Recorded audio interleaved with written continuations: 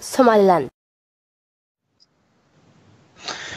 Egaa kabajamtoota daawwattoota keenyatiif dhaggeeffattoota keenya oduu har'aa fi qindeessinee keessattuu oolmaa Oromiyaa ilaalchisne egaa itichaanis kanumaan raawwatna. Otoo hin raawwatin dura keessattuu iticha oduu isatii gara jalqabaa irratti dhiyeessite waa'ee ragaa ittisa obbo Baqqalaa Garbaa silaa kan har'aa Hayilamaariyaam Dassaalanyii dhiyaachuu ture sanaaf hin argamne. Sababni immoo inni kaasee hojiidhaan inni muddamee jira ko'ooma dheeraa kan jedhudha. Namni baay'een immoo olaantummaa seeratti immoo hojii paartiin hojjetutu dursaa kan jedhu gaafii kaasaa jiru. Kanaaf immoo ija seeratiin kun attamitti ilaalamaa kan jedhu akkuma duraan ibsinee ogeessa seeraa Dr. Henook Gabbisaa nuuf wajjin jira. Dr. Henook Gabbisaa sitti dhaga'ama? Dhaga'ama? Nan nagaa sagalee kee nan nagaa. Dr. Henook sagaleen kee sirriitti hin dhaga'amu tarii ana biraa ta'uu mala daawwattoonni keenya fi dhaggeeffattoonni keenya sirriitti dhaga'anii hin beeku. Egaa mee gabaabsineetuma Dr. Henook oolmaa mana murtii har'aa kana mee akkamitti ilaaltati?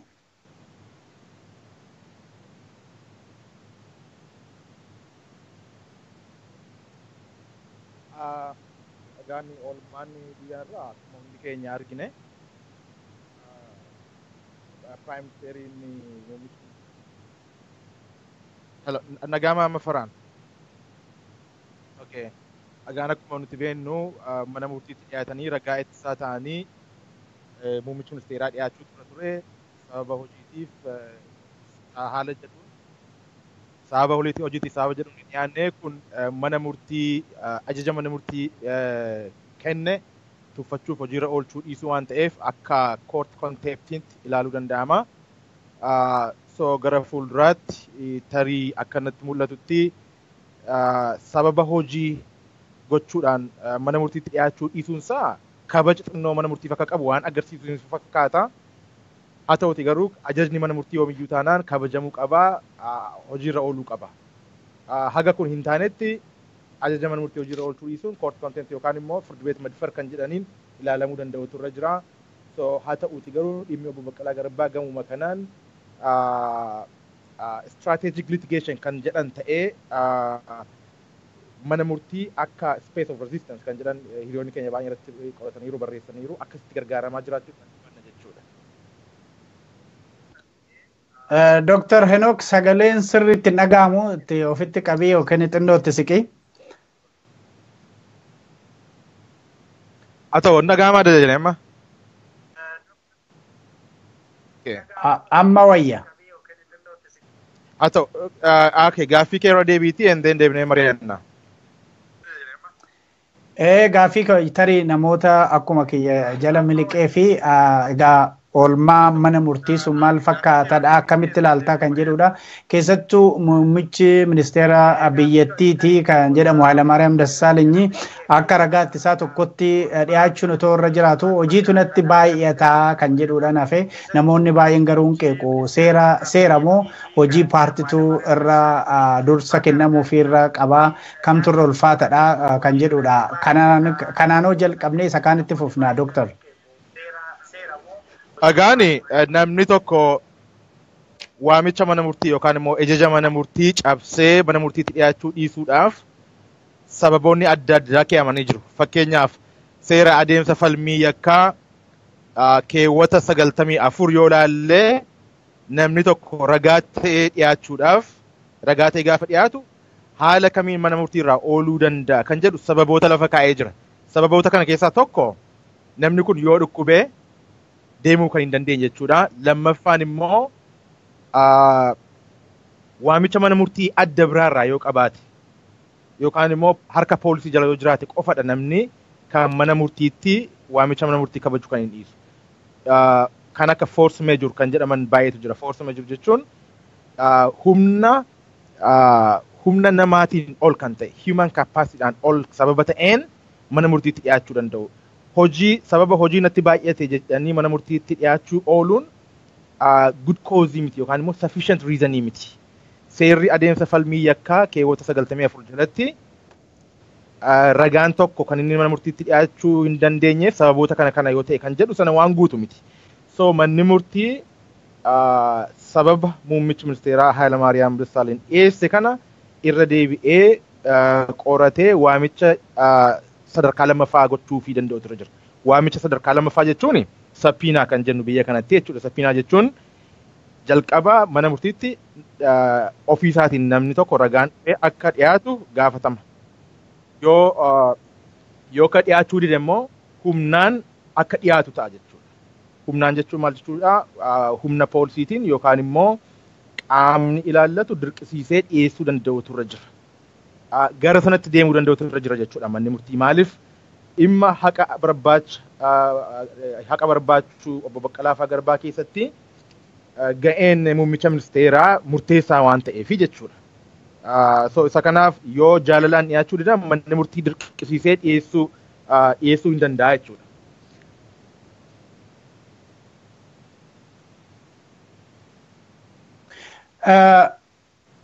Dr. Henok, egaa manni murtii dhiyeessuu hin danda'a yeroo baay'ee manni murtii kunuu mataa isaatiin takka xalayaan erginee jira takka sababa adda addaatuma amma dhumaatti sagalee koonnatti deebi'a faraan. Amma dhumaatti yoo argamuudha dide tarkaanfiin manni murtii kun fudhatu maal inni lammata immoo obbo Baqqalaa Garbaa fa'aa kan jedhani akka nama hoogganaa paartii tokkos haa ta'u hoogganaa biyyattii osoo hin taane akka nama dhuunfaa tokkotti kan waamame kanaafi murtiin manni murtii dafee murtii kennee poolisiidhaan qabee fiduutu irra jira kan jedhu dubbatu. Kanaafi namni kun yoo dhufuu baate maal inni tarkaanfiin dhumaa maal ta'a? Egaani adeemsa seera falmii yakkaa irratti namni tokko jalqaba jaalalaan yoo dhiyaachuu dide humnaan dirqamee manni murtii dirqisiisee dhiyeessuu danda'a. Dhiyeessuu qabaa jedha. Keewwatoota 128 yoo ilaalle fakkeenyaaf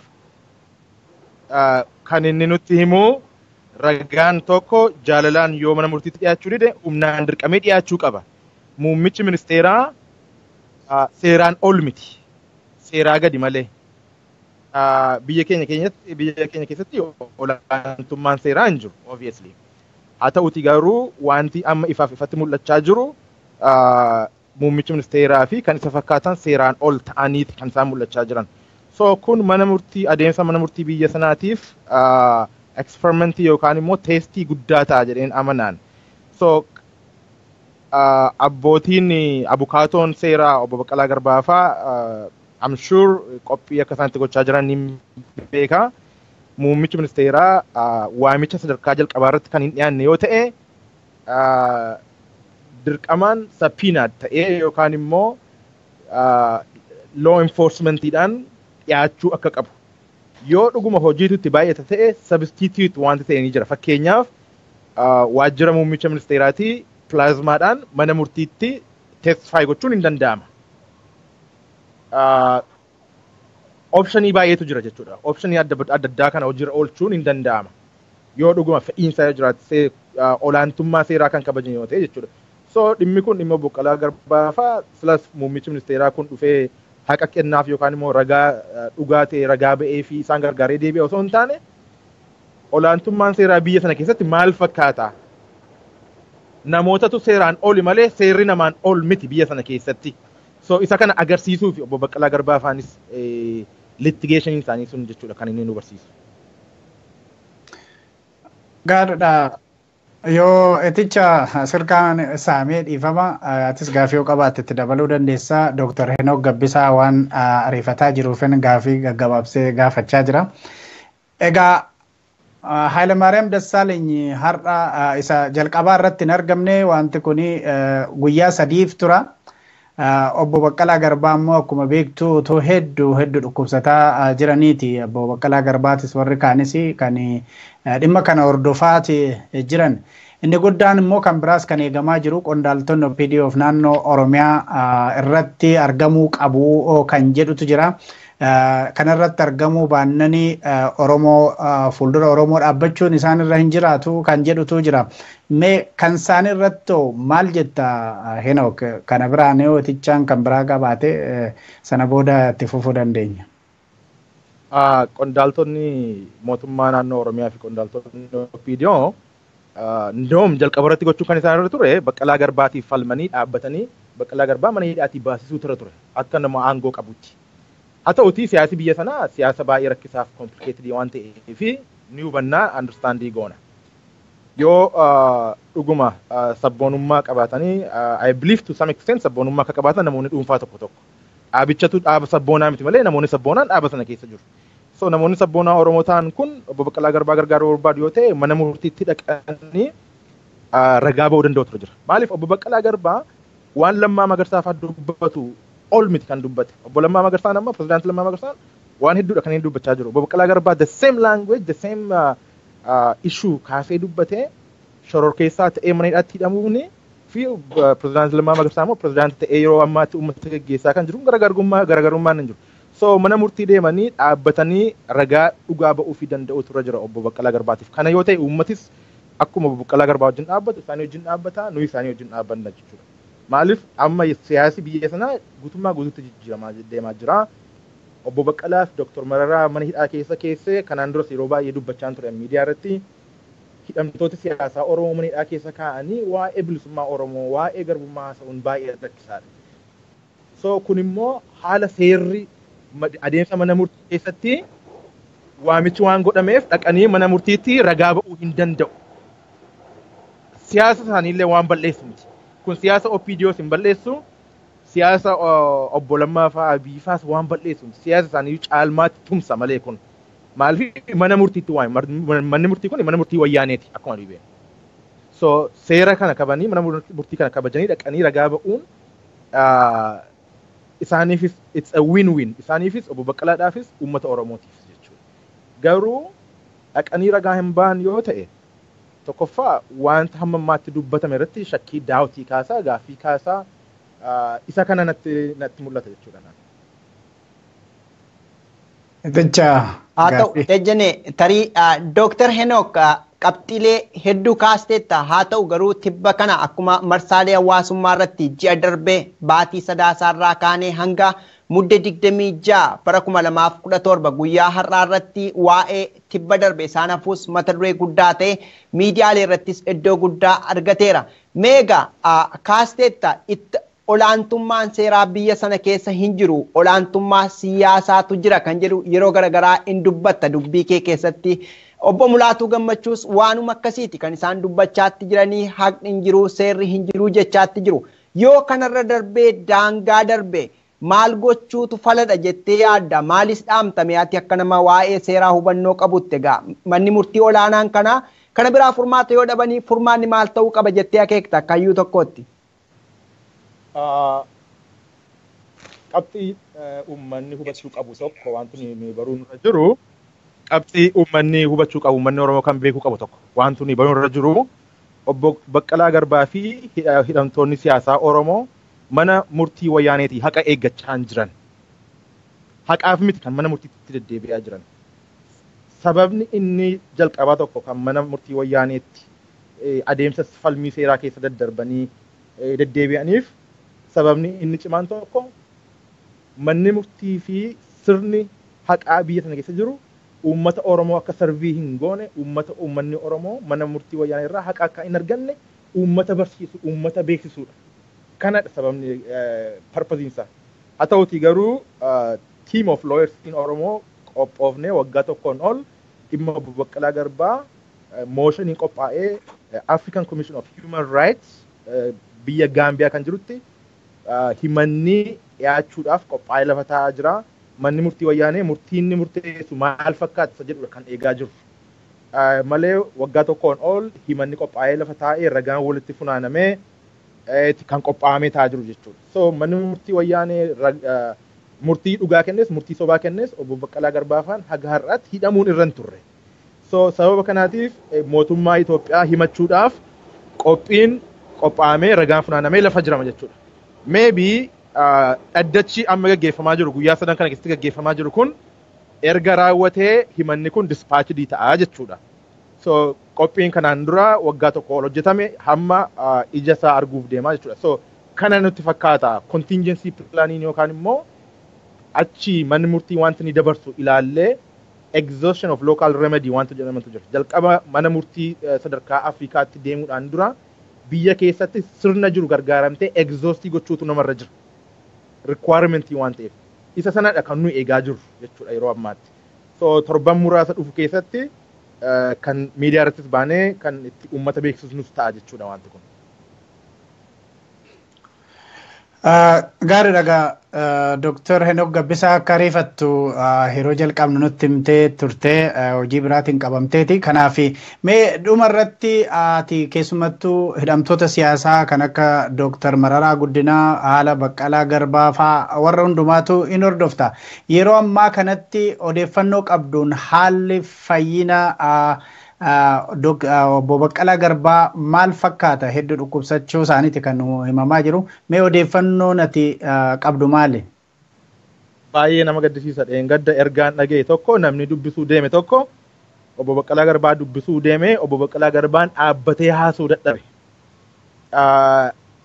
Tokkoffaa blood pressure isaa yookaan immoo dambisaatii kan jedhan dhukkubsachaa jira. Lammaffaa irratti immoo dhukkuba kana irraa fayyuudhaaf medical treatment yookaan immoo gadi ba'anii hospitaala doktorii arguun hin eeyyamamnee fi so yeroo ammaatti jecha namni dhaqee obbo Baqqalaa Garbaa dubbisee natti hime kan jedhe naa wajjin dhaabbatee haasa'uu dadhabe. Kun namni kun nama yakka hin dalagne.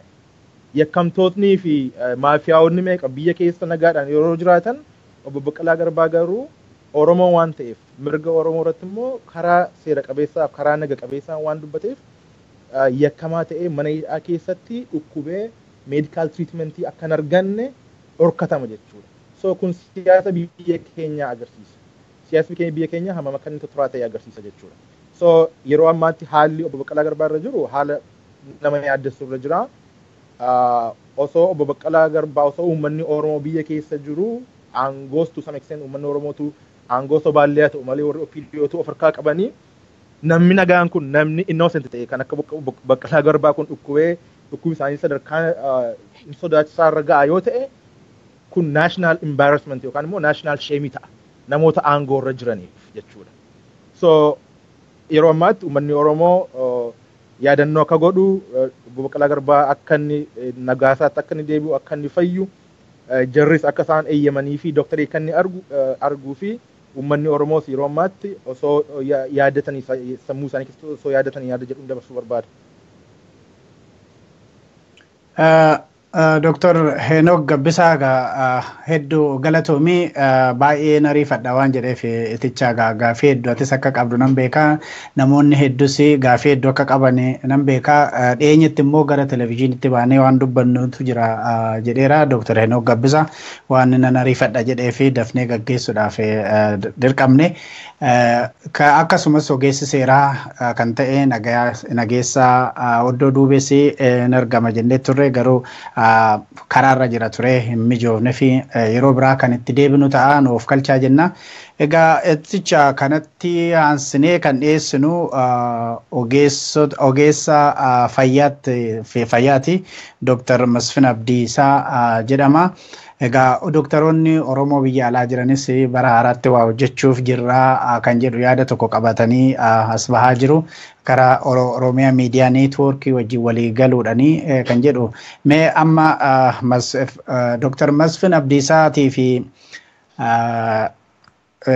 Fara'aan Abdulsalaam egaa gara teeknikaatiin walii galanii qophii isaanii fixanitti waa tokko jechuun barbaade eticha akkuma beektu yeroo kana mana hidhaa keessatti sirni wayyaanee kun akkuma argitu mana hidhaa keessatti Oromoota Baqqalaa Garbaaf Dr. Mararaa Guddinaati yeroo baay'ee maqaa dhufna malee Oromoota kumaan lakkaa'amanitu sababa siyaasaatiin hidhamanii achi jiru. Kan akka Olbaanaa Leellisaa fa'aa kan yeroo dheeraadhaaf achumatti miidhamaa jiran jiru. Dargaggoota hedduu, barattoota hedduu, weellistoota hedduu kan akka Seenaa Salamoon deebitee egaa hedduutu jira. Kan nama dhibu mana wayyaaniin mana hidhaatti illee Oromoo hiitete achitti akka bahanii qoricha hin arganne godhaa jiru. Mana achitti mana hidhaa keessatti mana hidhaatti gubuun ajjeesuun kan waan barame ta'e gaachi keessatti immoo miidhaa adda addaatiin kan dhumanii hedduutu jira. Gara biraatiin Oromoo kana buqqisanii akka gargaarsa hin arganne godhaa jiru. Waanuma nuti gabaasaa turre makkalaakayaan kun waan inni godhaa ture namoota naannoo Somaaliirraa buqqa'anii fi gargaarsa akka hin qaqqabne godhaa jiru. Gara biraatiin immoo rasaasan illee Oromoo dha'aniiti hospitaala yookiin mana yaalaa dhaqanii akka hin yaalamne godhaa jiru. Waanuma yeroo hundumaarra deddeebi'u kun kan wanti obbo Baqqalaa faarra gahaa jiru dhugaadhumatti waan nama gaddisiisu. Egaaticha mana dan jedhee booda wanti ati jettuutti dabaltu jiraate gara warra ogeessitoota fayyaa immoo gama isaaniitiin waan jedhan qabu.